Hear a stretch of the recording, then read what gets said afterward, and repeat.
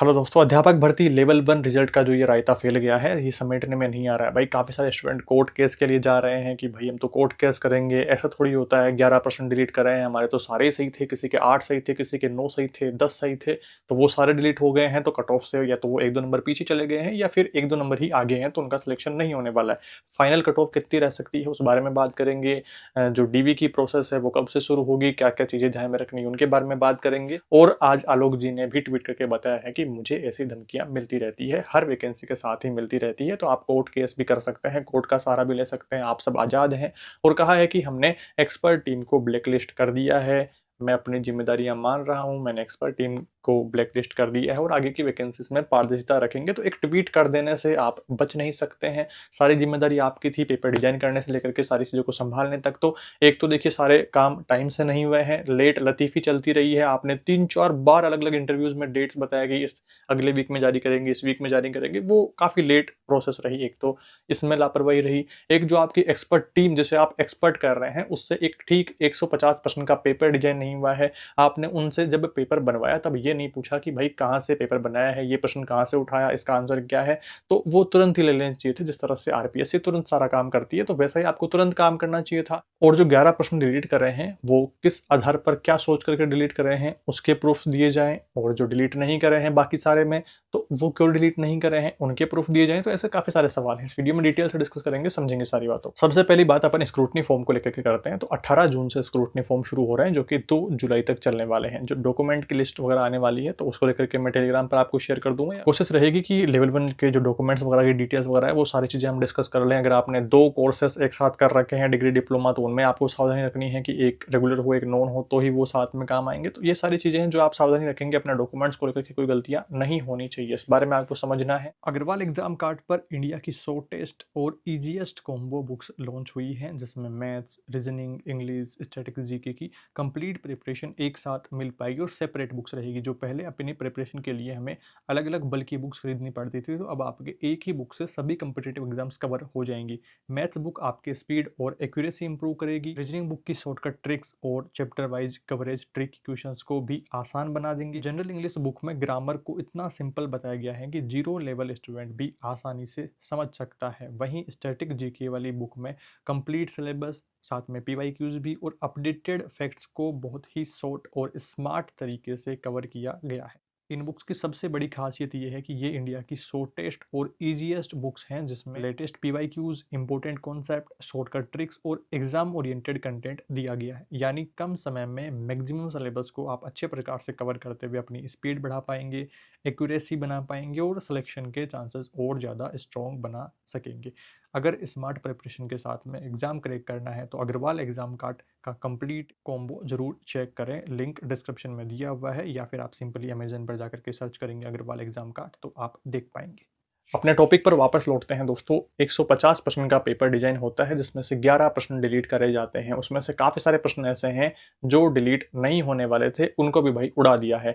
और जो डिलीट होने वाले थे उनको छिड़ा ही नहीं है। तो किस बेसिस पर आपने डिलीट किया, किस बेसिस पर आपने उनको डिलीट नहीं किया, तो सभी प्रश्नों का विश्लेषण, जो डिटेल एनालिसिस है, वो देना चाहिए बोर्ड को, ताकि आगे की एग्जाम्स में हमें अपनी तैयारी में मदद मिले कि हमें कैसे क्या तैयारी करनी है, किन चीज़ों को फॉलो करना है। कर्मचारी चयन बोर्ड अध्यक्ष आलोक राज जी, आप एक ट्वीट करके नहीं बच सकते हैं कि हमने एक्सपर्ट टीम को ब्लैकलिस्ट कर दिया है और उन पर जुर्माना लगा दिया है। तो सारा इल्जाम आप एक्सपर्ट टीम पर नहीं लगा सकते हैं। सबसे पहली बात तो आपके डिपार्टमेंट ने एक्सपर्ट टीम चुने हैं, तो वो किस आधार पर एक्सपर्ट टीम को चुना है, ये मेन बात आ जाती है। जो 150 प्रश्न उन्होंने डिजाइन कर रहे हैं, तो आपको तुरंत ही पूछने चाहिए थे कि भाई ये प्रश्न कहाँ से उठाया है, इसका आंसर क्या है, तो वो तुरंत ही लेने चाहिए था। भाई प्रश्न कोई डिजाइन कर रहा है, यहाँ तक कि मैं ही कोई प्रश्न बनाऊं, तो पहले उसका उत्तर तो देखूंगा ना भाई, कि उसका उत्तर विवादित ना हो, उत्तर उसका क्लियर एक आंसर आ रहा हो, तो वो कोई विवादित प्रश्न ना हो। तो ये सारी जिम्मेदारी तो मेरी रहेगी, आपके जो एक्सपर्ट है उनकी रहेगी। तो वो चीजें हैं कि वो आपको तुरंत देखने चाहिए थे। उसके बाद में आंसर की लाने में इतना टाइम लगा दिया भाई आपके एक्सपर्ट ने, रिजल्ट आने में इतना टाइम लगा दिया है, और फिर उसके बाद में भी एक जो जस्टिफाई करने वाला रिजल्ट जारी नहीं किया है। एक साथ 11 प्रश्न डिलीट कर रहे हैं, उसमें से मोस्टली प्रश्न स्टूडेंट के ठीक थे, तो वो भाई कट ऑफ से नीचे आ गए हैं, और जो प्रश्न डिलीट किए जाने लायक थे उनको आपने छेड़ा ही नहीं, उनको डिलीट ही नहीं किया है। तो ये कैसी दोहरी नीति अपनाई जा रही है कि हर वैकेंसी के साथ ही इन्हें ऐसी धमकियां मिलती रहती है, जैसे किसी प्रश्न को लेकर के कोई डाउट है देन आप कोर्ट केस कर सकते हैं। अब स्टूडेंट के पास में इतना पैसा कहाँ है कि वो वकीलों को पैसा दे, कोर्ट के चक्कर लगाए, और कोर्ट से भाई वो डीपीसी वाला मामला तो निपटने में नहीं आ रहा है। अब इस केस को करेंगे तो पता नहीं कब किस किस साल में निपटारा होगा, और निपटारा निपटारा भी अपने हक में आए इसकी क्या गारंटी है भाई।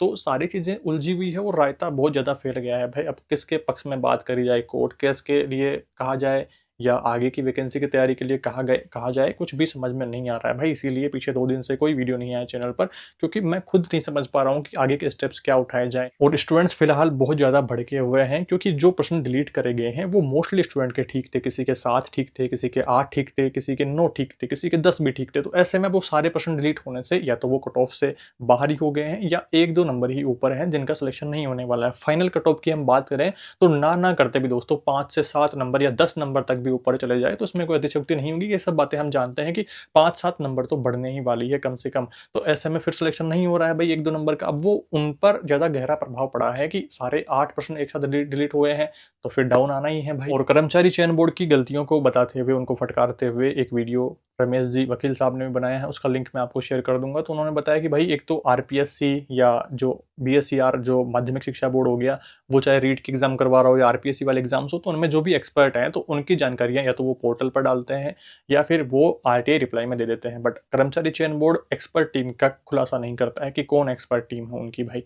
तो अब ये एक्सपर्ट टीम कौन है जिन्होंने इतना खतरनाक पेपर बना दिया? क्या ये लोग युगांडा से आए थे भाई? तो इनका समझ में नहीं आ रहा है बात। और उसके बाद में बात आ जाती है कि आंसर आपने माने हैं, जिन प्रश्नों को डिलीट किया है या जिनमें आंसर चेंज करे हैं या जिनको डिलीट नहीं किया है, तो वो किन कारणों से डिलीट नहीं किया है, तो उनके सोर्सेस सारे दिए जाएं। हमने जैसे हर एक ऑब्जेक्शन जो लगाया था वो पर्याप्त सोर्सेस के साथ में लगाया था, तो हमारे पास में सोर्सेस थे तब हमने लगाया भाई। तो आपके पास में सोर्सेस हैं कि आपने उसका आंसर चेंज नहीं किया, डिलीट नहीं किया, तो वो किस बेसिस पर नहीं किया है, सभी प्रश्नों का विश्लेषण प्रेस नोट में जारी किया जाए, ऐसी मांगे उनकी रही है। आप वो वीडियो भी देख सकते हैं, डिस्क्रिप्शन में मैं लिंक डाल दूंगा, या रमेश रुयल आप सर्च करके देख पाएंगे।